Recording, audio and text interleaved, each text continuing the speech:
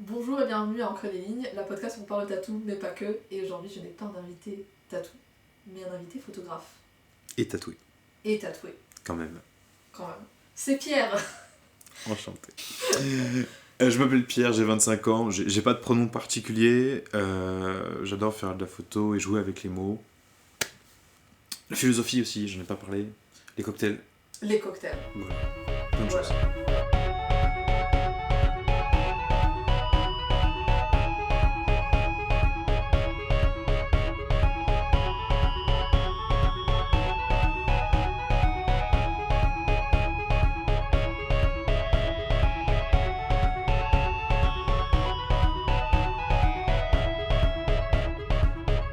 Je t'en prie. Du coup, tu me dis la mixologie. Ouais. La mixologie, je sais plus comment ça m'est venu. Je me rappelle que j'étais chez ma mère, première année de licence, je pense. Donc, il y a 8 ans, un truc comme ça. T'as quel âge? Moi j'ai 25 ans, pardon. 25, ok. Ouais. C'est bon à savoir. J'ai 25 ans, donc j'avais à peu près 17 ans. Et 17-18 ans. Et je pense que mes parents, mais surtout ma mère, m'ont toujours initié un petit peu aux saveurs, au mélange. Et, enfin, je parle dans la cuisine de manière générale. Et ma mère m'a toujours laissé être curieux. D'accord. Et ce qui fait de moi quelqu'un du coup de très curieux, mais par essence, je veux dire, pas pour certains sujets, genre de manière générale, quelqu'un qui a envie de me parler d'un truc, je vais dire, bah ok, vas-y, parle, tant que t'es intéressant ou intéressante, donne-moi, moi je suis curieux, quoi. Et du coup, on est chez ma mère, et elle avait une armoire avec des bouteilles au fond, et puis je sais plus, un vendredi soir, on se dit, on boirait bien l'apéro, et j'ai envie de changer, enfin, on boit toujours le même truc, c'est un peu lassant, à la longue. Ça te dit, j'essaie de faire un cocktail? Il dit, t'es con? Bah si, ou quoi? Bon, ouais, vas-y, essaye. Je dis, bon, je débrouille un truc. Il me dit, tiens, concept, je vais essayer de prendre des trucs qui ont à peu près les mêmes couleurs. Oh mon dieu. Et alors, là, je sais que je l'ai dans mon téléphone, mais je l'ai plus en tête, mais je sais qu'il y avait du limoncello.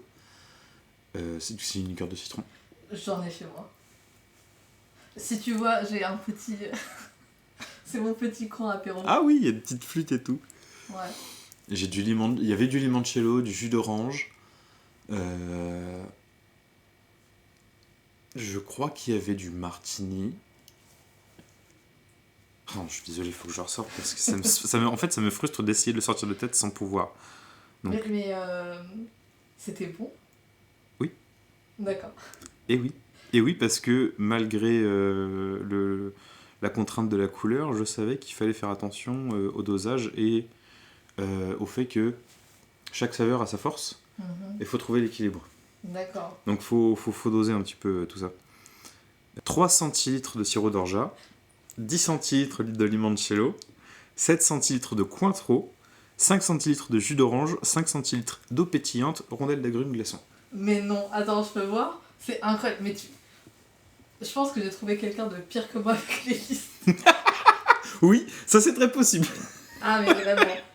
Parce que moi, j'avais une liste beaucoup moins fun de tous les trucs wild que j'avais peut-être coupé ça. Non, en fait, c'était toutes les interactions un peu waouh que j'avais dans mon travail et je les avais notées parce que à la fin de la journée, en fait, du coup, ça va aller sur un truc extrêmement deep juste après. Ouais. C'est, je me suis rendu compte, en fait, après un an de travail, que j'ai pas de référence de ce qui est bien ou pas bien. Tu vois ce que je veux dire? Quand tu travailles dans une équipe, oui. je fais du dev. D'accord. En fait, je savais pas c'était quoi un rythme correct, c'était quoi un mail correct. Ok. Enfin, tu vois ce que je veux dire? D'accord, je vois ce que... D'accord, Parce ok. que, Je comprends mieux ce que tu veux dire en tant que bien ou pas bien. Voilà, en fait, du coup, on t'apprend voilà comment faire ce code, voilà comment faire utiliser cette technologie, voilà comment faire ça. Personne t'apprend à écrire un mail en fait. Tu vois ce que je veux dire? Alors que ton travail, tellement de mails. Typiquement, la signature cordialement, je la trouve grossière, tu vois, genre... Enfin, je la trouve hautaine, en fait. Moi, cordialement, pour moi, ça veut dire nique ta mère. Si je signe cordialement... En fait, cordialement, au sein d'une équipe restreinte, c'est vraiment, je te mets ta distance. Ouais, je suis assez d'accord. Après, si c'est, si tu démarches des clients ou pas une institution, mais euh, une entité professionnelle extérieure, ou même ou d'autres personnes seules, tu mets cordialement, ça marque effectivement le ton cordial pour le coup, ton message, là ça rentre. Mais effectivement, entre collègues, enfin moi je trouve. Et genre, moi je suis pion. Et T'es pion? Oui, je suis pion. Oh, beaucoup de choses. En fait, j'aime beaucoup que, encore une fois, on a commencé au milieu. Pierre. Ouais. Tu es Pierre. Je suis si Pierre. Vous avez écouté l'épisode avec Alice, vous avez une idée de qui est Pierre. Voilà. C'est mon réel qui est le plus partagé, qui n'est pas le plus vu, ce qui m'attriste énormément. Je sais pas pourquoi, les statistiques d'Instagram. Mais du coup, Pierre est là, tu es photographe. C'est ça. Tu écris du slam. Voilà. Et si vous avez écouté, j'aime bien jouer au Scrabble. Et tu es pion. Et je suis pion. Actuellement. Et... Oui, dans un lycée pro à Tours. Ah ok, lycée pro. Oui, donc... Non, mais en vrai, genre, c'est pas privé, pro. Non, mais je te dis, genre, c'est pas la même vibe que collège. Ah ouais, non. Pour le coup, j'ai été pion en collège et c'est pas la même vibe qu'au collège. Dit, non, merci. Et justement, je voulais essayer pion dans un lycée pour voir vraiment la différence. Et en vrai, j'aime beaucoup plus le lycée que le collège. Et pour en revenir aux signatures de mail, un moment, je m'étais dit, en fait, on utilise Pronote pour communiquer avec les profs, avec les CPE aussi. Et des fois, nos CPE nous demandent des trucs via Pronote sur des messages qu'on appelle les papillons, parce que ça apparaît sous mode papillon. Je suis familière avec Pronote. Bah voilà. Et du coup, quand on répond à leur papillon, et que c'est moi qui leur réponds, ça m'arrive en fait, j'essaye de trouver quelque chose qui remplace cordialement, sans que ce soit cordialement. Bien parce que je trouve... bien à vous, je trouve ça... les courbettes et tout, tu vois ce que je veux dire alors que je les tutoie pas, je les appelle par le nom de famille et je les vous vois. Mais nos bureaux, ils sont à 10 mètres l'un de l'autre, je vais mettre bien à vous. Non, je me suis dit, je vais mettre professionnellement Pierre, AET. Et tous mes collègues ils se foutent de ma gueule parce que je mets professionnellement. Mais moi ça me met à l'aise sur ma signature. Je sais pas comment t'expliquer. C'est comme quand tu cherches le dernier trait de ton dessin et que si t'es arrivé au bout de ton dessin, en vrai il a pas besoin de trait de plus, mais il a besoin d'un truc en plus. Et c'est ce truc en plus qui permet de finir la structure du mail pour moi. Et du coup, pour moi, pour revenir comme ça, on n'ouvre pas de trucs qu'on ferme pas. Du coup, je me suis rendu compte, au bout d'un moment de travail, qu'il y avait beaucoup de choses que je ne savais pas faire. Et en fait, que j'avais jamais demandé. Donc, ce que j'ai commencé à faire, c'est poser plein de questions très... Mais même pas juste sur le mail. Hein. Moi, je tiens à préciser... je force jamais personne, mais je pose des questions sur le salaire. En précisant, tu me dis si t'as envie. Si t'as pas envie, il n'y a aucun souci. J'attends toujours que ce soit vraiment la dernière minute que je vois la personne. Je pose la question sur ça. Ouais. Et en fait, honnêtement, moi je conseille à plein de gens de le faire de manière très cordiale, bienveillante, mais de le faire quand même. Là, ce que je propose aussi, vu que je suis tatouée, c'est de dire, je vais vous donner les prix de tous mes tatous. Parce que je pense qu'il y a beaucoup de gens qui se rendent pas compte. C'est vachement intéressant. Tu vois ce que je veux dire ? C'est très intéressant parce que suivant les... je te laisse terminer. Ah non, c'était terminé. Mais sur le tarif d'un tatou, c'est... Déjà, ça varie en fonction de la notoriété de l'artiste et de la taille, évidemment. C'est deux facteurs non négligeables, bien sûr. Mais moi, je sais que, mon tout premier tatou, je l'ai payé 300 € pour 1 heure de tatou, alors que c'est un aplat, c'est un grand aplat, il est à peu près grand comme ça, tu vois. Attends. Tu vois, il est pas... Il demande pas énormément de travail. Je décris, donc c'est un éclair avec un arc-en-ciel. Oui. D'accord, il est sympa quand même. Mais oui, effectivement... Pour les gens qui nous écoutent, faut imaginer, pour celles et ceux qui ont la ref, la pochette de Pink Floyd, Dark Side of the Moon. Oui. Mais à la place du triangle, vous mettez l'éclair d'ACDC. C'est très bien écrit. Voilà, c'est le concept. Donc, mais c'est vraiment un aplat. Et j'ai payé 300 €. J'étais là, enfin, j'avais 18 ans et un mois, c'était mon premier tatou. Ça faisait 2 ans que je voulais me faire tatouer. Et j'étais là, bah, vas-y, moi je sais, je suis à Tours, je suis en première année de licence. Je sais qu'à Tours, un des salons les plus réputés, c'est celui-là. Du coup, je suis allé là-bas. Et j'aurais demandé, ils m'ont dit, ouais, ok, bah, je pense que ça devrait te coûter à peu près ça. Moi, j'ai pas réfléchi, j'aurais dit, bon, ok, tu vois, tant pis, enfin, c'est ton tarot, c'est toi qui me dis. Ils m'ont dit, tu seras avec le guest, je sais plus qui c'était, je crois qu'il s'appelait Géraud. Et sur le coup, moi, j'étais ultra content de me faire tatouer, tu vois, genre, c'était mon tatou, trop content. Mais en vrai, quand je prends du recul, j'ai payé 300 € pour un aplat qui ne demandait pas de travail nécessaire ou quoi. Le mec, je le sentais ultra stressé, enfin pas stressé, mais genre pressé sur sa manière de tatouer, parce qu'il avait un train à prendre juste après. Ah mince. Et enfin, genre, en vrai, quand je repense à la séance, pas folle du tout, aucune communication avec avec le boy en plus, donc enfin 300 €, tu m'aurais dit 250 que ça m'aurait pas choqué, tu vois. Oui. Et le deuxième tatou que je me suis fait, genre 1 an après, c'était celui-là. Pierre enlève sa chemise. Oh mon dieu. Non mais c'est juste l'avant-bras. Mais c'est pas grave. Hein. C'est une tête d'ours. Ah oui. Tu vois, là c'est beaucoup plus détaillé. Ah c'est extrêmement détaillé. Je peux m'approcher de... Je t'en prie. En fait, c'est une tête d'ours de profil droit. D'accord. C'est ce que je vais demander, une tête d'ours de profil droit dans un style gravure. Ok. Tu vois. Donc là t'as l'œil, le museau, les oreilles. J'aurais pas dit que c'était un ours. Personne trouve l'ours. Il y a peut-être 5 personnes qui ont trouvé l'ours, je te jure. Ça me fume. Moi j'adore. C'est très rigolo. Mais ouais. Et ce tatou-là, je l'ai payé 200 €. Mais ça Parce que c'était un tatoueur mexicain qui habitait chez un pote. Donc j'ai fait ça dans le salon de mon pote, avec mon pote à 3 mètres de lui, à 3 mètres de moi, avec son chat sur les genoux. Et on a fait ça à 23h. Le mec, il m'a rajouté des trucs sur le tatou. Pendant qu'il tatouait, il m'a rajouté des trucs. Ouais. Parce qu'il trouvait ça cool. Ouais. Et genre, j'ai vu, pendant qu'il tatouait, qu'il a rajouté des trucs. Et j'étais là. Qu'est-ce qu'il fait? Il est ouf ou quoi? Le consentement. Un petit peu. Et après, je me suis dit, attends, il est tatoueur, il sait ce qu'il fait, laisse-le faire son art. Et à la fin, il me dit, t'as vu, j'ai rajouté des trucs, ça rend bien. Je dis, ouais. Oui, ça rend bien. T'as de la chance. Ouais. Mais je pense que c'est... Enfin, en fait, moi, je mets pas ça dans l'univers, dans le mode... regarder les prix de ces choses-là.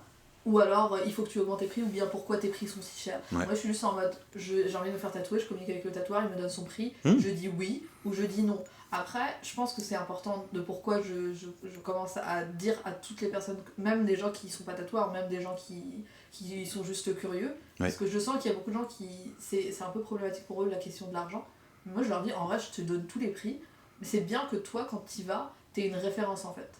Donc, soit tu te dis, en fait, cet artiste, il est cher, mais j'ai envie d'avoir ça, ou alors c'est en mode, en fait ça c'est plus le projet et pas forcément la personne qui le fait, voici mon budget, et que toi tu essaies de travailler avec des gens qui ont le même budget que toi. Mais oui, je pense que c'est plus important d'avoir une idée des prix possibles. Oui, c'est important. Soit faut accepter la notoriété de l'artiste et du coup les tarifs qui vont avec, pour moi.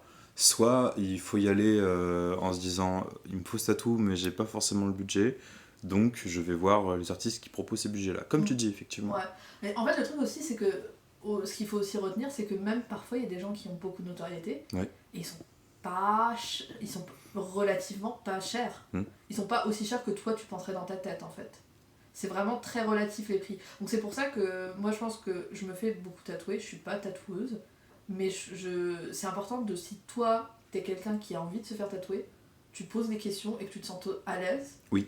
Parce que de toute façon, un bon tatoueuse va te dire voici le prix, et si tu dis ah c'est un peu hors budget pour moi, va te dire bon bah, je peux te proposer un truc plus petit ou alors on arrête. Voilà, oui. En général, t'auras pas une chasse à la sorcière derrière après en mode... Comment ça va? Tu vois. Sauf si tu décides d'être une personne désagréable et que tu dis pourquoi, est-ce que tu peux me le faire à 20 balles? Là, t'es en mode non. Bah non, mais faut pas abuser non plus. Ouais, voilà. Faut accepter le prix du tatou de base. Moi, je me rappelle d'une anecdote sur les prix, enfin, sur les tatous et leurs prix. Ça m'avait transcendé parce que, C'était il y a 2 ans à peu près. Et il y a 1 an et demi, j'abuse. C'était il y a 1 an et demi, j'habitais en région parisienne. Et j'avais l'ami d'une amie qui commençait à tatouer. Chihiro, ciao. Et en fait, vraiment, elle venait finir sa formation d'hygiène. Et je lui avais dit, ouais, tes flashs ils sont cool et tout. Et je lui dis, moi je suis quelqu'un qui aime beaucoup soutenir les gens. Donc je savais qu'elle se lançait, et je lui ai dit, je suis chaud que tu me tatoues en vrai. Je pense que j'ai besoin d'un tatouage, je suis chaud que tu me tatoues. Elle me dit, ok. Je lui dis, et je vois qu'elle me parle pas du tout de tarif. Je lui dis, par contre, faut que tu me dises c'est quoi tes prix, qu'on soit d'accord et tout, Ouais. qu'il n'y ait pas de malentendu, tu vois, ou de quiproquo, ce serait dommage. Elle me dit, bah, je sais pas, c'est toi qui me... Elle me dit, c'est toi qui me dis. Ouais. Et en fait, genre, je suis... Comment ça, c'est toi qui me dis, je vais pas payer ton tatou 10 euros, toi? Bah oui. Après, je crois, alors, je sais plus si j'ai la bonne mémoire, mais je crois que je lui ai payé 2 flashs pour 100 euros. 2 petits flashs, hein, genre, un sur chaque côté du coude droit, si j'ai la bonne mémoire. Et je me suis dit, putain, et elle m'a dit, tu sais que t'es le premier à me payer un tatou. Ah, les gens payent pas? Genre, elle tatouait des... après, je suppose que, tu sais, après, c'est... elle payait des potes, ou... Ouais, elle tatouait des potes, pardon. Elle tatouait des potes, des trucs comme ça, tu vois. Mais, du coup, ça veut dire qu'elle avait déjà tatoué, mais elle avait jamais reçu de compensation, de récompense oui. pour son travail de tatoueuse. Ouais, moi je pense pas que je pourrais ne pas payer. Honnêtement, même dans mes années où j'avais vraiment pas de sous, je pense que j'aurais dit, ça te coûte combien juste ton matériel, tu vois, Ouais. et que j'aurais essayé de faire le double de ça, ou un truc en mode au moins minimum je lui rembourse ce qu'elle dépense, parce que moi je suis aussi quelqu'un qui aime beaucoup soutenir les gens, et en fait c'est des gens qui essaient d'en vivre, donc si tout le monde faisait ça, honnêtement, Bah oui. comment ça s'appelle? Est-ce que tu as le nom Instagram pour qu'on fasse un petit shout-out? Bien sûr, bien sûr. Alors, je sais que son nom, c'est Chihiro, mais il doit y avoir un petit tricks avec un petit point tatou ou quelque chose comme ça. Bien évidemment. Et c'est toujours les tatoueurs et leur nom Insta, vous connaissez. Chihiro underscore, le tiré du 8, pour celles qui nous écoutent, underscore flash. D'accord. Voilà, Chihiro Flash. Je vais aller m'abonner tout de suite à Chihiro Flash. Donc, parce que là je sens vraiment qu'on est parti. Est-ce que, vu que tu es photographe et que moi personnellement j'ai jamais rencontré de photographe, ouais. Peux-tu m'expliquer la photographie pour les nuls, mais comme si j'avais 7 ans? Je vais t'expliquer pourquoi je suis dans la photo aujourd'hui. Enfin, je suis dans la photo, je suis pas dans la photo, je fais de la photo, calme-toi.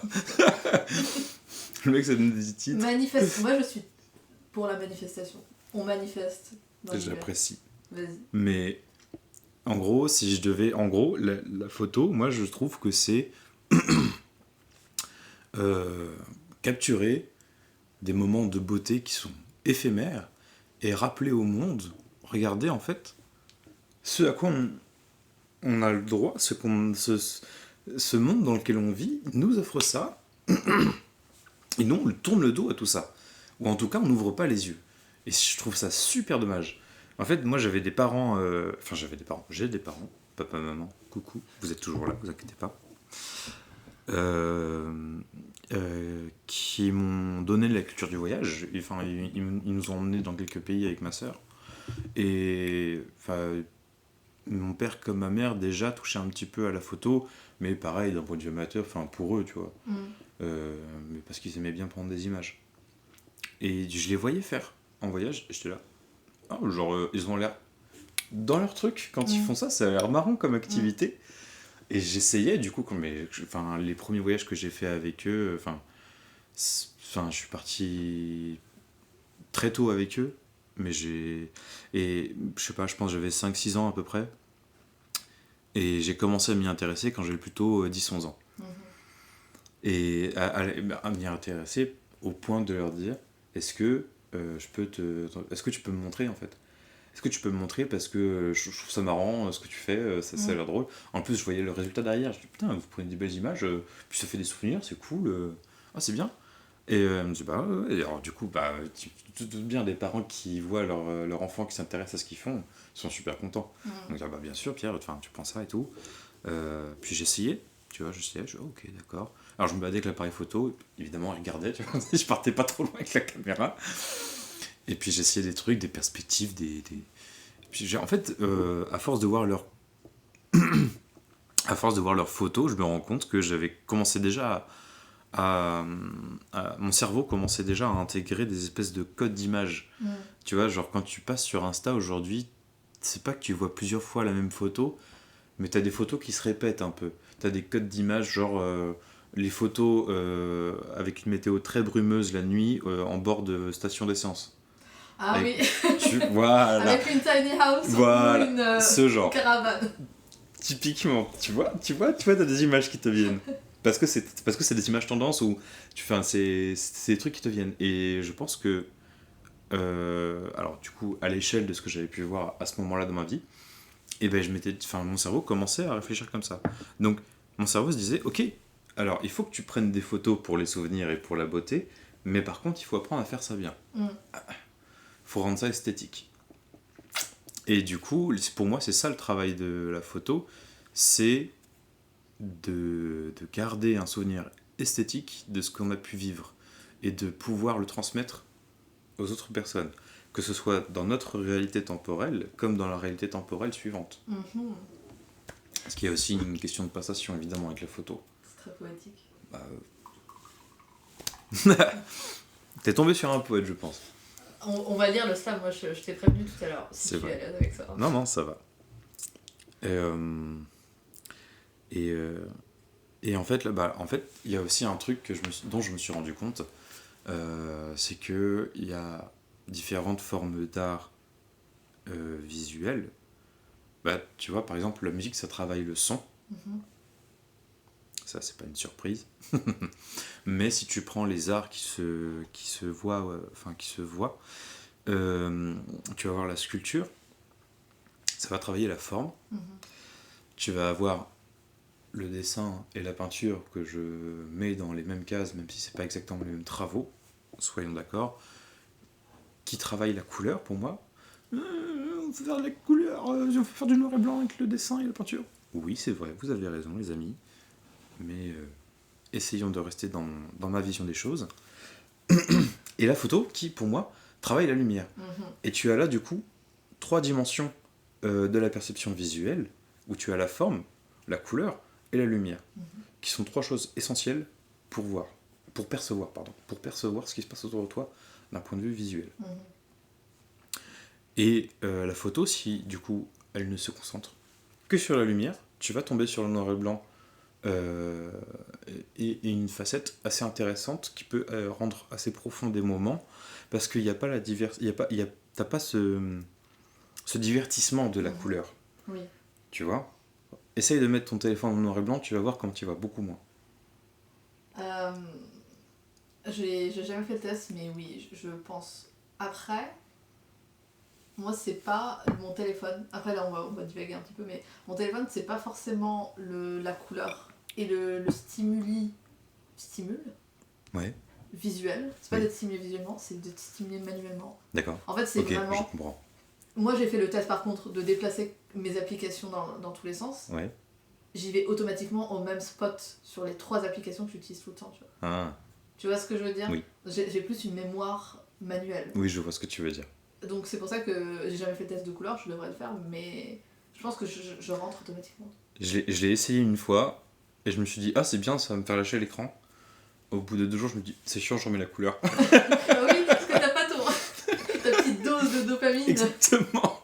Et ouais, du coup, pour en revenir à la photo, si tu veux que j'explique la photo, en gros, bah, ça travaille. Enfin, du coup, si tu vas dans l'essence de la photo, pour moi, ça travaille la lumière.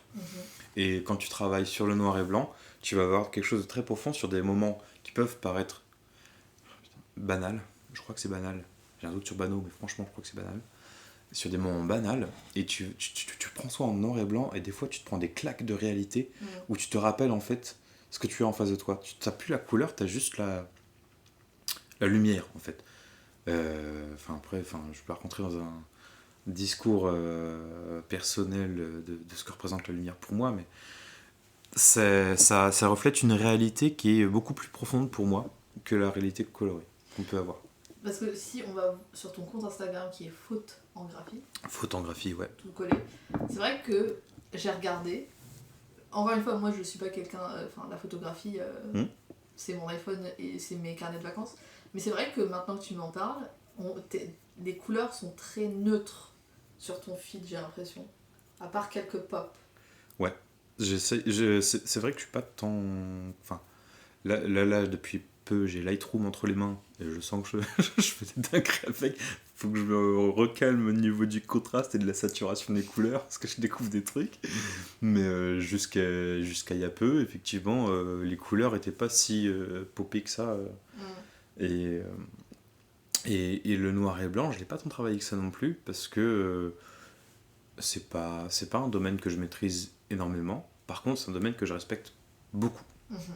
Parce que, comme j'ai exprimé, ça représente quelque chose de très, très transcendant, je trouve. Quand j'en fais, j'aime beaucoup. Alors, j'ai regardé. Ouais. Et je pense qu'il y a des photos qui m'ont plus marqué que d'autres. Moi, j'ai bien aimé celle-là. Je vais laisser... Oui, je ne vais pas décrire quelle photo c'est, mais je vous laisse deviner. Après, oui, celle-là aussi a été très sympa. C'était le shot. Et il y en avait d'autres. Là, il y a plus de couleurs. Il y a de la manif. Il y a de la manif. Là, on peut voir un peu plus de couleurs. Et après, on retombe sur des trucs assez neutres, en fait. Mais c'est vrai que c'est... Et la dernière, c'était celle-là. Ouais. Je pense que t'as tenu un truc avec cette palette un peu plus chaleureuse. Comme tu vois, mes lumières sont oranges. Ouais, mais en fait, ça dépend des shootings. Parce que la photo, c'est... Ce que j'ai exprimé jusqu'à maintenant, c'est de la photo solitaire, on va dire, que tu partages pas. Tu fais t'es en voyage ou juste en balade, en promenade même juste. T'as ton appareil, ta caméra, quel que soit l'appareil que t'as avec toi, et tu prends ce que t'as dans la vue. La street photo, je trouve ça formidable. On en parlera tout à l'heure, mais j'ai rencontré un gars qui avait une technique de street photo qui m'a fait halluciner. Je l'ai noté pour pas oublier. D'accord. Et qu'est-ce que je disais déjà? On a zappé On parlait de couleurs, alors, on parlait de la photo pour les voyages. Oui, voilà. Tu me parlais des photos que tu aimes, et en fait, de ce que je vois, les photos qui t'ont le plus marqué sont au final des photos shooting. Okay. Donc c'est des sessions qui sont plutôt plus ou moins préparées, où je peux faire ou pas un mood board, des croquis pour des photos que j'ai en tête, réfléchir du coup à des couleurs en fonction de la saison, de la lumière, de la météo, de l'endroit où on va, parce qu'on est plusieurs du coup. En général on est deux, non plusieurs. C'est plusieurs. Le sujet et le photographe. Et ça pour le coup c'est de la photo partagée, c'est pas du tout la même photo que celle que j'ai exprimée jusqu'à maintenant. C'est vraiment de la photo esthétique, mais elle a son utilité aussi, je trouve, à permettre de mettre en confiance en fait la personne qui se retrouve de l'autre côté de la caméra, de lui redonner une autre image d'elle, en fait moi je trouve que ça lui permet de l'aider, et je trouve ça bien. J'aime bien aider les gens, et si je peux aider les gens avec mon art, moi je suis quand même assez content du coup. C'est très mignon, c'est très joliment dit. Et écoute, et du coup après, tu faisais la photo avec tes parents. Tes parents, je note quand même qu'ils sont extrêmement... ils vous ont ouvert toutes les portes de curiosité possibles. Ouais. C'est très sympathique. Du coup, tu faisais de la photo en famille, et après tu as décidé d'en faire... Bah ouais, c'est venu au lycée.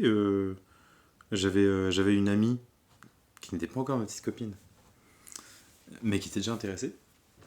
Je sais pas pourquoi on ajoute cette partie-là. Qui m'a dit, je sais que tu fais de la photo, je sais que tu aimes la photo, mon père se débarrasse de son ancien appareil, est-ce que tu veux le récupérer? Du coup, elle a utilisé Et l'ancien appareil photo de son père Eh oui. pour se trouver un mec. Dédicace. Technique de drague infaillible.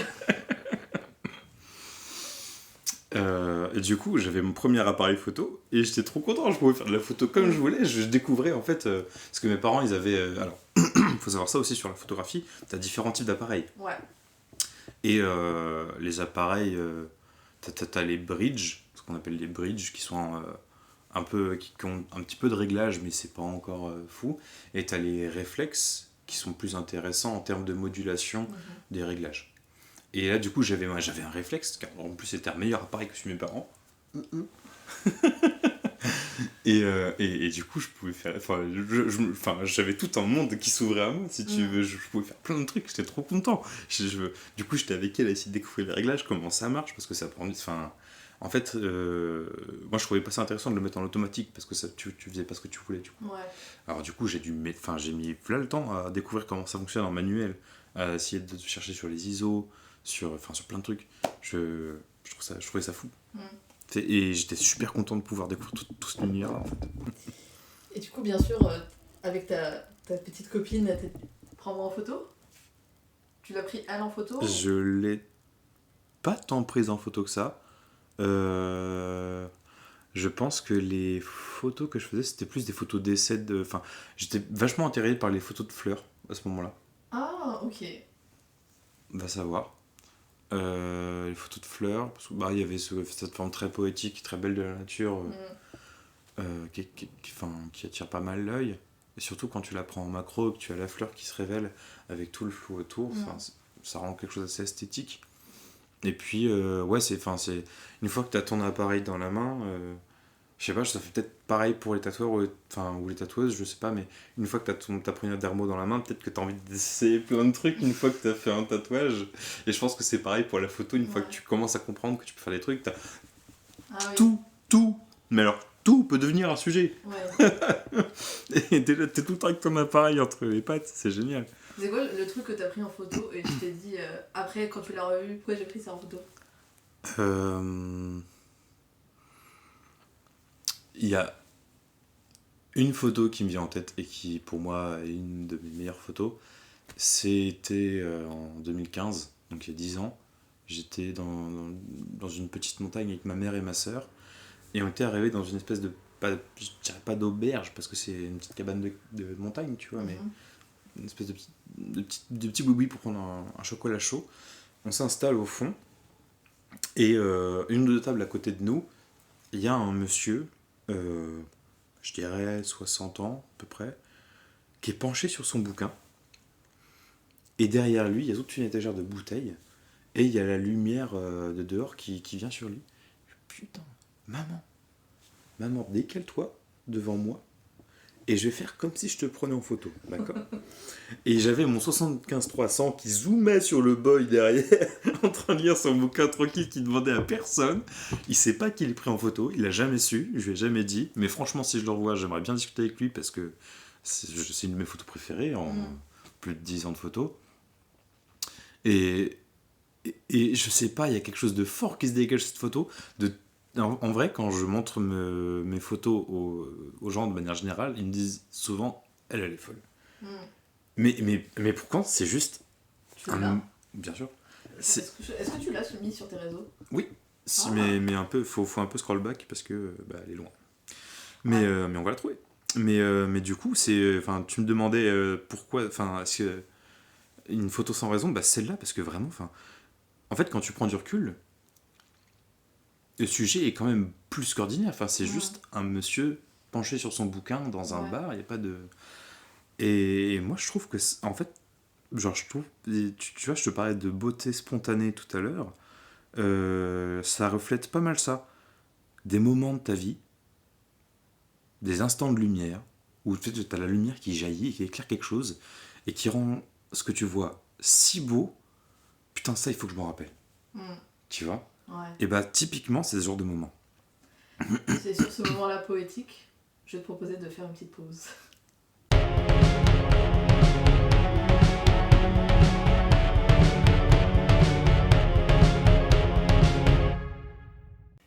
On a un peu divagué, mais la photo était incroyable que tu m'as montrée sur le monsieur. Honnêtement, je m'attendais pas à ça du tout. Hein. Ah ouais? Ouais. Je vais la mettre sur le compte Instagram. Très bien, bah ça sera un plaisir. Pour passer au tatouage, parce que quand même, ça reste une podcast. C'est le sujet principal, bah oui. On va parler de tes tatouages préférés, peut-être. Ok. Alors, attends, que je réfléchisse. Je sais que je suis à un effectif de 16 actuellement. Tu les comptes? Je les compte. Je peux pas les compter. Mais est-ce que tu penses que tu en as une quinzaine? Je pense. La dernière fois que j'ai compté, j'en avais plus que 10 et j'ai compté plus 10 et après je me suis dit j'arrête ici. Parce qu'après je rajoute le prix dans ma tête et je me dis que ça fait beaucoup. Et alors tu vois, tu me demandes mon tatouage préf, je vais te répondre un peu comme Pelin quand tu lui as demandé le tatouage qui l'a le plus marqué. Ça dépend en fait. Là, tu vois, typiquement, on est en train de compter les tatouages et il y en a un, je sais toujours pas si c'est un ou deux tatouages. Ah, moi aussi j'en ai un où les gens m'ont dit est-ce que tu le comptes comme un ou deux? Mais moi je l'ai fait en une séance et c'était dessiné ensemble. Du coup, je peux te le montrer, on va se montrer le tatou. Vas-y. Allez, je me dessape. Hop. Et du coup, en fait, ça a été dessiné par Jade, qui a été dans la podcast également. Et donc c'est lui et lui. Et à la base, c'était censé être ensemble. Parce que je pensais que ça allait être petit, que ça allait tenir sur ça. Oui. Pas du tout. Je suis nulle. Donc c'est elle qui les a positionnés et voilà. Je reconnais le style d'un tatoueur, Toto. Oui. Tout à l'heure je te disais que je cherchais un appart. En attendant, je suis en coloc chez des amis, très bons amis. Et Thomas est fan de Toto. Genre, il le suit.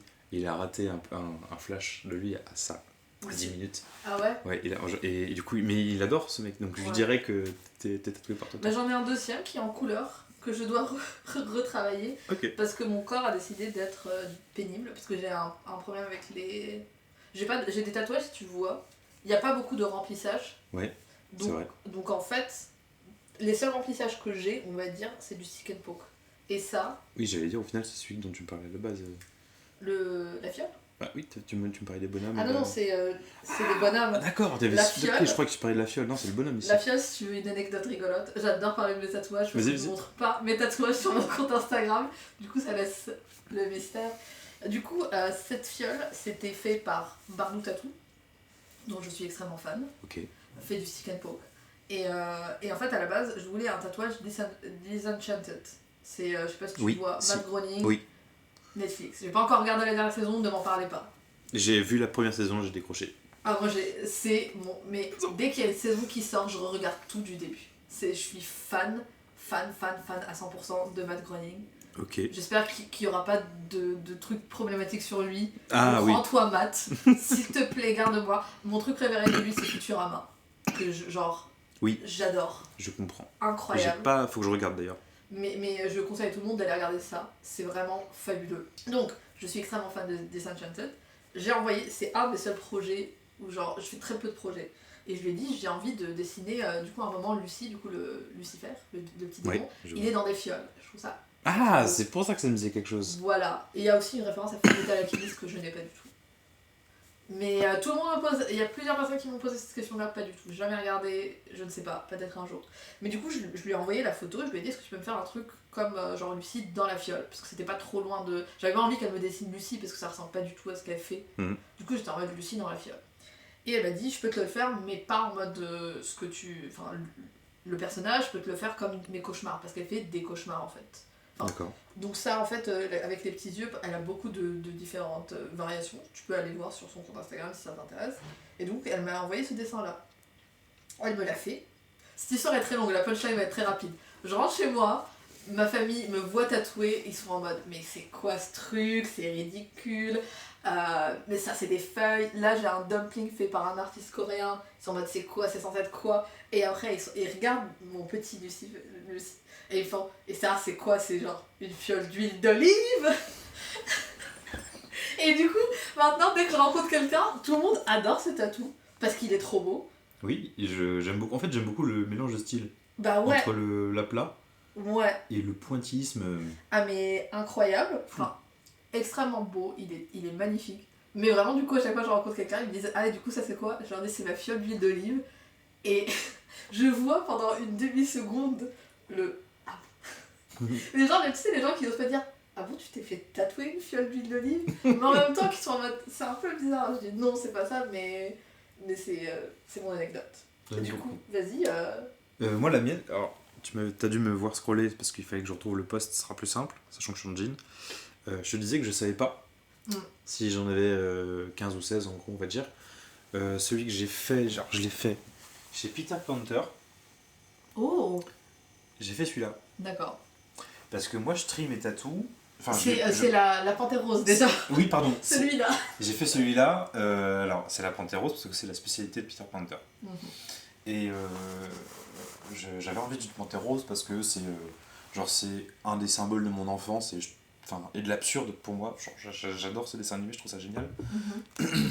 Et en fait, mes tatous, je les trie suivant certaines catégories. En gros, le bras gauche, je mets les animaux. Le bras droit, les plantes. La jambe gauche, c'est les références.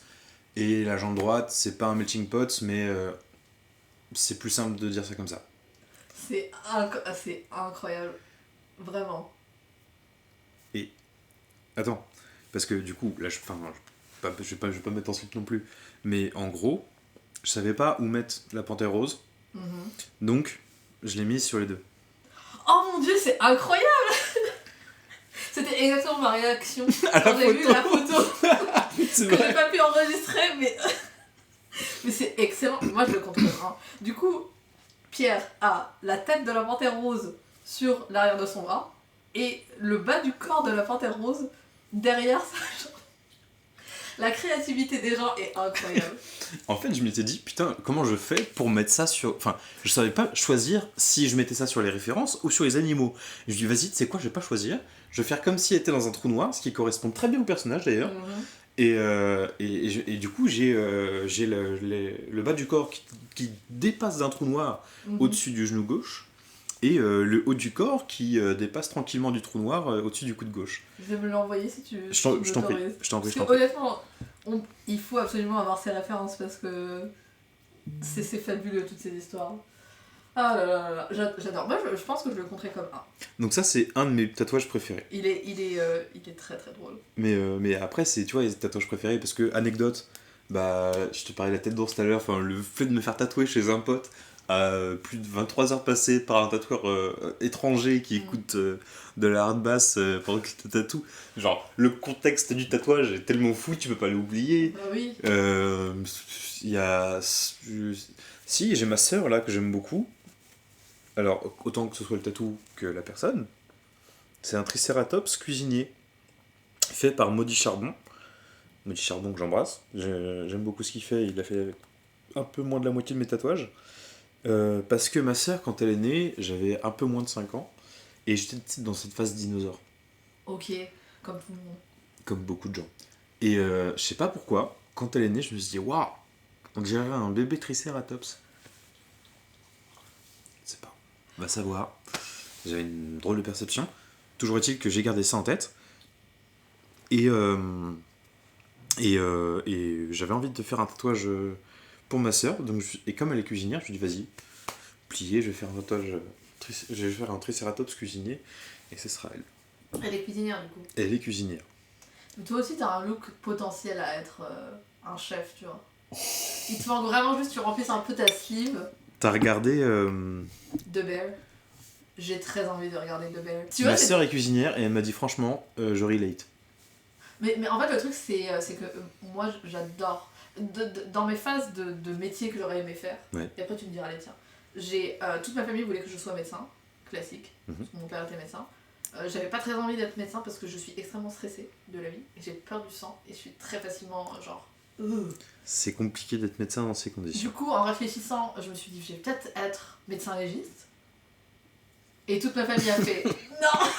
Je me suis dit, en vrai, c'est pas grave, je trouverai ma spécialité plus tard. Ouais, médecin général. J'ai pas écrit, mon père est médecin général. Bah voilà. Mais je pense que dans ma tête, j'ai jamais réfléchi. Après, être chef, ça m'intéressait énormément. Ok. Mais, encore une fois, le stress. C'est pas possible. Après, je pense que ça dépend si t'es chef dans un restaurant. Enfin, ça dépend du milieu. Ça dépend de ta brigade. Ça dépend aussi ce que tu veux, toi. Enfin, ça dépend. Ouais, ça dépend de plein de choses, mais c'est un milieu très, très chiant. Oui. Et de ce que je sais, est-ce qu'elle suit Joshua Weissman sur YouTube? Je sais pas, je pense pas, je pense que comme moi, elle est gavée des pubs YouTube, et du coup, Oui. le YouTube game est un peu lâché de notre côté, désolé. Ah oui, mais en fait, du coup, c'est un ex-chef qui a commencé sa chaîne YouTube, Okay. et c'est incroyable. D'accord. Enfin, moi, je suis extrêmement fan. Mais du coup, il parle beaucoup du monde, du milieu des chefs, donc c'est pour ça que parfois j'ai des références. Autre métier que j'aurais aimé faire, c'était vraiment être artiste. Mais genre, juste j'ai un studio, j'arrive et je fais ce que je veux, dans le mode où j'ai un coin peinture, j'ai un coin poterie, j'ai un coin perle, Ouais. et j'arrive et je fais absolument ce que je veux. Mais je n'ai pas le capital financier pour faire ça. Et après, en fait, à un moment, j'ai arrêté de réfléchir à ce que je voulais faire parce que j'avais l'impression que ça allait jamais arriver, tu vois. Ouais. Parce qu'il y avait tout le truc tracé. Et après, j'ai fini en ingénieur informatique parce que... Alors, à la base, je fais des études scientifiques parce que j'étais forte en physique. Un peu moins forte en maths. J'ai suivi ça jusqu'à la programmation parce que j'en ai fait en prépa. Et que je me suis dit, ça, c'est assez cool. Et après, j'ai fait ça. Parce que c'était le cheminement un peu logique. Ok. Et toi, c'était quoi tes métiers Moi, petit, mais genre maternel, je voulais faire veto. Ok. Parce que j'aime bien les animaux. J'ai grandi un peu, je voulais faire archéologue, comme Indiana Jones. C'est vraiment... on est Suivre sur les ses idoles, hein, stéréotypes, vraiment. J'ai voulu faire DJ comme David Guetta parce que je trouvais ça très cool. J'ai une amie qui essaie de faire monter sa carrière DJ. Ah, DJ point quoi, je crois. point quoi? DJ quoi, oui. DJ quoi, très bien. Ok, j'aime bien le nom. J'essaierai de trouver le temps, je vais me le noter parce qu'après je l'ai oublié. Après, j'ai voulu faire serrurier. Enfin, j'ai voulu faire. Je me suis dit que c'était un concept de carrière intéressant because... C'est cette personne. C'est cette personne, c'est mon amie Clarisse. On va suivre. C'est important de suivre les gens qui essayent de faire des choses. Oui, je suis d'accord. Donc je voulais faire serrurier parce que mon père est serrurier lui-même. Papa, c'est un super bricoleur. Et en fait, il rentrait tous les soirs avec des histoires différentes. Mon père est serrurier dépanneur et du coup, tous les jours, il me disait aujourd'hui je suis allé chez un tel, une telle, nana. Ah, il s'est passé ça sur la route, il s'est passé ça chez machin. Et il y a un temps qui m'a offert ce pourboire. Genre, il revenait avec des pots de confiture. Il avait passé 1 heure à discuter avec telle ou telle personne. J'étais là, ouais, mais ses journées, il n'y en a pas une, c'est la même en fait. Il rencontre plein de gens, c'est génial comme métier, serrurier en fait. Donc, serrurier, j'étais chaud. Et puis après, je me suis dit, oui, mais ça, c'est. Enfin, oui. T'aimes bien l'idée, mais c'est pas ton projet à toi. Ouais. C'est celui de ton père. Donc trouve ton truc. Et c'est là que je me suis dit, photographe. Et on est en fin de collège et je vais faire photographe. Et au final, j'essaye du coup de caser photographe, bon an mal an dans le journalisme, histoire de mettre un petit peu des cases. Je me casse le nez au niveau du bac. Puis après, je me dis, bon, vas-y, prof. Et puis au final, l'éducation nationale, j'ai pas aimé. Ouais. T'as passé un CAPES, un truc comme ça CRPE. Alors, prof en école élémentaire. Ok, ah oui. Voilà. Enfin, en école primaire, parce que j'ai fait de la maternelle aussi. Ouais. Mais ouais. C'est très compliqué parce que du coup, il faut être... c'est là où tu es prof un peu. T'es ambivalent, mais sur des sujets simples. Du coup, maintenant, pion. Ouais, pion, parce que rester auprès des profs, des élèves, tout en ayant moins de responsabilités et de charges, il y a un truc qui me plaît beaucoup dans le concept de mêler, sujet important, mêler la vie perso et la vie pro. Le concept de sortir du travail et de ne plus avoir à travailler. Typiquement, pion, tu peux pas travailler parce que t'es pas au lycée. Ouais, mais moi j'ai eu une phase où j'étais en télétravail constant comme tout le monde. Et là, j'ai pas très envie de revenir en télétravail. Oui, le matin, tu dors 1 heure de plus, mais... Bah tu mélanges de tout. ne pas avoir ton PC tout le temps avec toi, c'est quand même un petit privilège pas mal. Je veux bien lire du slam, si tu l'acceptes. Ouais. Donc oui, c'est vrai que quand t'es arrivé, j'avais mon carnet sur la table. Tu voulais savoir ce que j'écrivais. Je suis très curieuse, parce que je n'ai, encore une fois, beaucoup de nouvelles expériences, je n'ai jamais jamais consommé de slam. Consommer du slam. Lu, écrit. Pour moi, c'est quelque chose que je sais pas du tout en fait. J'ai découvert le slam avec le lycée et je l'ai continué à la fac avec la Meute Slam, qui est un groupe de slammeurs avec Monsieur Zurgayopo à Tours. Et pendant une session slam, pour une session slam, j'avais écrit un texte sur le racisme, mais du coup je l'avais écrit, j'ai sorti là, puis après il est resté dormir dans mes notes. Et il y a pas longtemps, il y a 1 an à peu près, avec un ami, on a fait 2-3 sons ensemble, et il m'avait dit ça serait marrant que, parce que lui il chante plus que, enfin surtout dans le chant et dans le rap, et il m'avait dit ça serait marrant que tu fasses une intro en slam et que je continue le son. Et je lui avais dit ok, et je me suis dit tiens, bah, je vais reprendre ce texte, et je vais le réécrire un peu parce que ma plume a un peu évolué, je vois un peu mieux, et on va voir ce que ça donne. Donc si t'es intéressé par un slam anti-racisme, Allez. Ils pensent être subtils, ces mecs, avec leurs futiles remarques, qui ne voient que des identités inertes, au lieu de donner des identités d'être. Même s'il suffit de boire pour se murger, il suffit plus que voir pour juger. Il faut plus que voir pour juger. Faut connaître le méconnu en bon mec honnête. Ils voient que des mecs pas nets, quelques proxénètes. Ces gens d'albâtre se cloîtrent dans leur nulâtre vision de l'humanité, ce qui fit battre ses amitiés. Ces visions présentent des lésions, la dérision du vivant est pire que la vue des vents sans les sentir. Sa déraison, un semblant de privilège de ces gens blancs en neige qui se croient sages, genre Blanche-Neige. Tous ces partis consanguins qu'ont saigné les votes FN soutiennent cette haine envers les jaunes, les bruns, les noirs. Ce mélange de culture, c'est leur bête noire. Moi je veux penser aux autres sans confisquer notre ozone, et je peux danser sans faute d'un son frisqué ou de zone. Merci. C'est rigolo, tu prends ta voix de slammer. Mais ouais, c'est quand tu passes au micro, en fait je trouve que tu as une voix quand tu chantes ou je pense que c'est quand même propre aux slammers et aux slameuses, on n'oublie personne, parce qu'on est plus dans le parler du coup, et là pour le coup ça s'entend beaucoup plus parce que c'est beaucoup plus proche de la voix que tu as normalement. Et moi je sais que j'ai quelque chose de très attaché à Scylla. Je sais pas si tu connais cet artiste musical, c'est un Belge. C'est pas une femme? Non. C'est un grand bonhomme tout rasé avec des yeux bleus glacial. Mes goûts musicaux n'ont pas évolué depuis mes années lycée.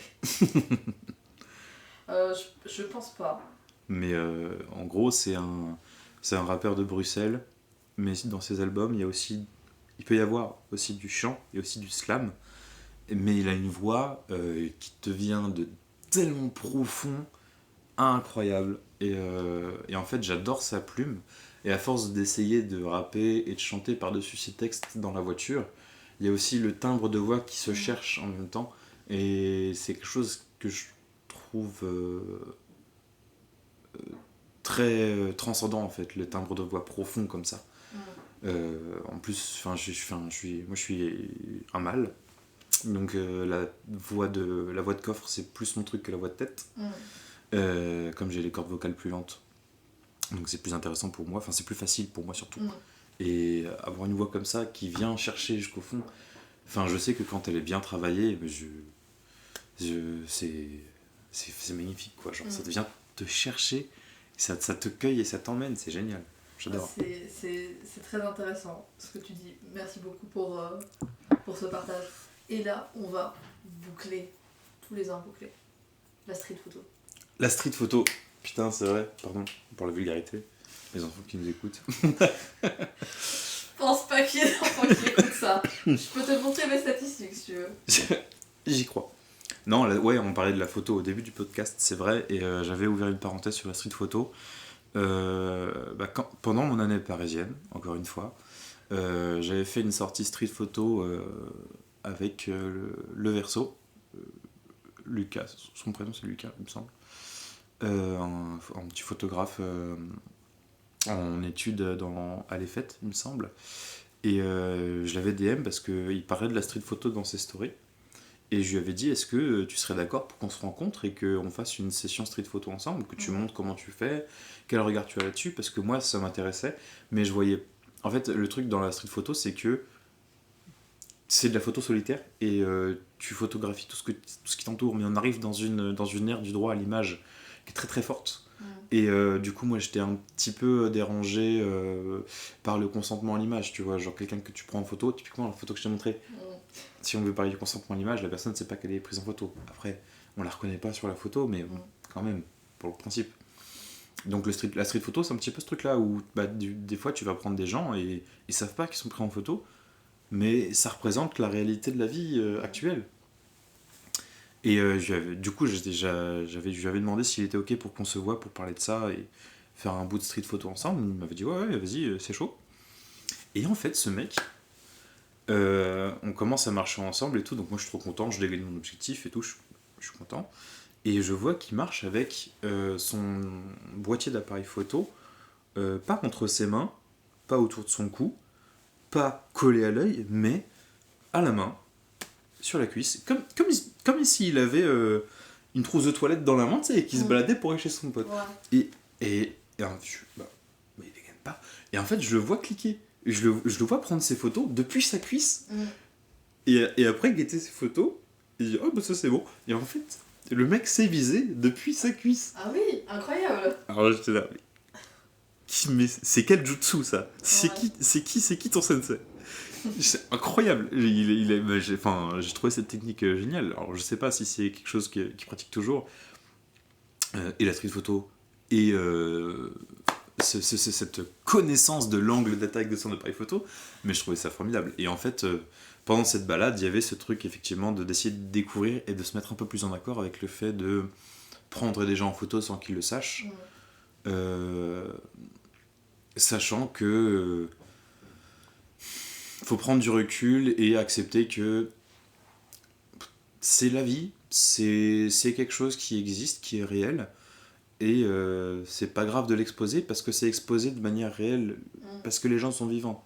Tu vois ce que je veux dire? Et les prendre en photo et juste exposer ce que tu as vu dans la rue, je trouve pas ça si grave que ça, parce que c'est ce que les gens sont, au final. Voilà. C'est magnifiquement dit. Beaucoup de phrases très poétiques avec Pierre aujourd'hui. Et bien écoute, j'ai l'impression qu'on arrive à la fin de la podcast. Est-ce qu'il y a des choses dont tu voulais parler? T'as pas eu la chance de dire, pardon. Moi, ce qui m'intéressait, c'était ton rapport au tatouage, parce que tu disais que t'étais pas du tout tatoueuse. Ok.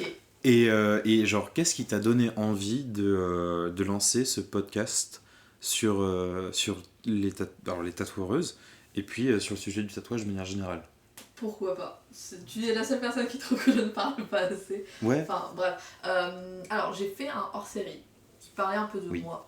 Mais je pense que j'ai plus parlé de ma maladie cœliaque que des tatouages. En fait, le truc, c'est que, pour résumer très rapidement, pour résumer un peu ma vision, c'est que j'étais entourée des tatouages depuis très jeune, parce que ma grand-mère avait des tatouages amazigh, berbères. Enfin, bref, c'était vraiment des traditions. Quand t'étais petite, on te tatouait, quand tu te mariais, tu te tatouais.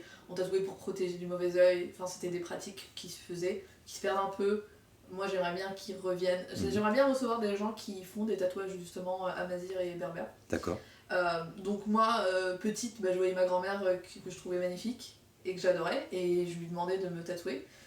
Après, la vision tatouage est un peu... Enfin, mon entourage était plus en mode non, tatouage pas bien, tatouage égale fille pas bien, égale destruction de ton corps, enfin bref, c'était juste... Il y avait un esthétique, tu vois, j'étais pas... il voulait que je sois un truc très carré. Ouais. De fille pas tatouée, cheveux lissés, maquillée mais pas trop, tu vois un peu le style. Fille parfaite, un petit peu stéréotypée. Voilà. Et oui, en plus on est des enfants, on est des aînés, Tu vois un peu, après c'est très différent de fratrie en fratrie, mais en fait c'est quand même une place. Moi je pense que ta place dans la famille ça joue un peu sur ta personnalité, et puis aussi sur... j'ai l'impression que j'étais un peu de la continuité de ma famille plutôt que d'être l'enfant de ma famille. Je comprends. Tu vois ce que je veux dire? Ça c'est plus... J'ai pas ça sur tous les aînés, mais c'était mon expérience à moi de... J'étais l'aîné parmi les enfants. Moi j'ai un frère et une sœur. Et j'ai jamais eu cette place-là, en fait, j'ai jamais eu le truc. C'est pour ça que moi, il y avait beaucoup d'attentes sur moi. Ok. Donc, mais moi, je m'en foutais, en fait. Je savais que j'allais me faire tatouer, je savais que j'allais être tatouée. C'était vraiment juste une question de temps. Puis après, ça c'est un peu... Je savais que je voulais le faire, je le disais à tout le monde. Et puis j'ai commencé à travailler, et puis je me disais que c'était un peu compliqué. Parce que je savais pas comment faire, parce qu'encore une fois, j'ai eu une enfance très... très, tu vois, genre... carrée. Et en plus ce changement de pays, quoi, je savais pas comment ça se passait. C'est pour ça que je te dis, genre, c'est bien d'informer les gens sur certains trucs dont tu connais pas. Enfin bref, du coup, je commence à me faire tatouer, parce que j'ai eu le déclic avec mon truc de maladie. Un peu, il faut que je commence à vivre ma vie comme moi je le veux. Le truc de, à 17h, mon PC il est fermé, je suis dehors. Tout ça, c'est rien, jusqu'à demain 9h. Ouais. Donc j'ai commencé à me faire tatouer, j'ai rencontré plein de gens. J'adore tous les gens qui m'ont tatoué. Enfin, j'ai eu des discussions magnifiques. Ça m'a vraiment apporté beaucoup de choses dans ma vie. Donc je me faisais tatouer, j'aimais beaucoup les gens avec qui je me fais tatouer, par qui je me faisais tatouer. J'ai eu un tatouage où vraiment la discussion était vraiment incroyable. C'était sans écailles.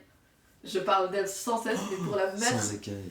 Je mets ça dans l'univers, un jour, elle sera là. J'ose pas lui envoyer un message parce que j'ose pas envoyer de message aux gens qui ont beaucoup d'abonnés, mais je le manifeste. C'est dans mon vision board.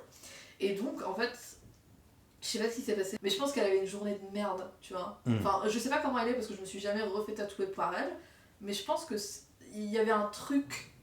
Et quand je suis sortie, je me suis dit, c'est quand même déjà que je trouvais les gens qui me tatouaient incroyables. Alors là, en plus, quand ils ouvrent un tout petit peu d'eux, les choses qu'ils racontent, et en plus, en parallèle, moi j'ai pas d'amis qui sont tatoués en fait. Donc je me dis, même eux, ils ont pas cette... Enfin, ils ont le même truc que moi avant que je me fasse tatouer de...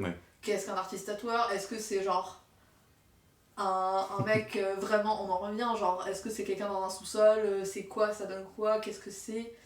Et je voulais faire ça pour moi rencontrer des gens égoïstes, de manière égoïste. Moi rencontrer des gens que je trouve qui ont des parcours de vie incroyables, qui me racontent des trucs, mais genre à chaque fois je suis en mode... Et en même temps, en parallèle, pouvoir mettre ça pour l'écoute, pour avoir un peu, ce truc de regrouper un peu les gens, tu vois. Et donner une idée sur ce que ça donne. Et c'est cool parce que en fait, ça m'a fait tellement de bien émotionnellement de faire ça, de juste commencer à rencontrer des gens différents. Donc moi j'aime beaucoup faire ça. Voilà. C'est l'histoire de la podcast. J'aime bien, bah ouais, t'as un petit peu ce rapport à la rencontre que j'ai quand je te parlais de serrurier. Je trouvais ça fabuleux que mon père il rencontre plein de monde et je pense que t'as un petit peu ce truc là avec les podcasts de pouvoir voir ou revoir des personnes avec qui partager des sujets intéressants et puis vivants quoi. Ouais, mais après il y a l'autre truc que j'aimerais quand même mettre. Parce que, en fait, du coup, je parle à des gens, mais à chaque épisode est très différent. Du coup, même moi, mon énergie est très différente. Parce que j'essaie d'être au même niveau. Je peux pas être à 100 si la personne elle est à 20. J'essaie de descendre. Même si c'est très difficile parce que moi, je suis à 200 tout le temps. D'accord. Je sais pas si tu...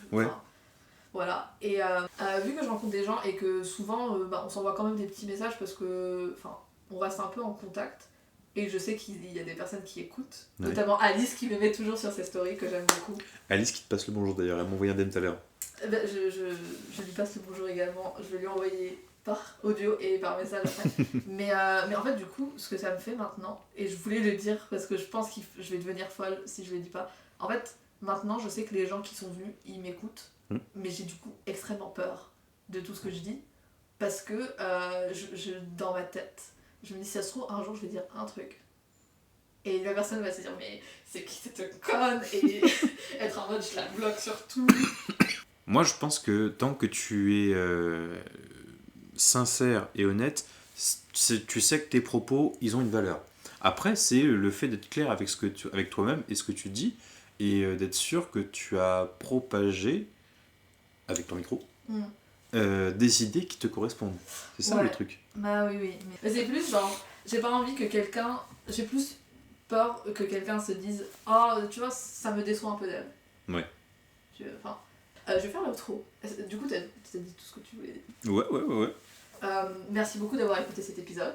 Merci à toi, Pierre. Mais c'était un réel plaisir de partager ce podcast avec toi, Nadia. Merci d'être venu pour ton anniversaire qui s'avérait ne pas être ton anniversaire. On te souhaitera joyeux anniversaire en janvier. Si vous avez aimé cet épisode, allez suivre Pierre à Photographie. Je mettrai ça en description. Je te taguerai. C'est un peu long à épeler, donc ouais.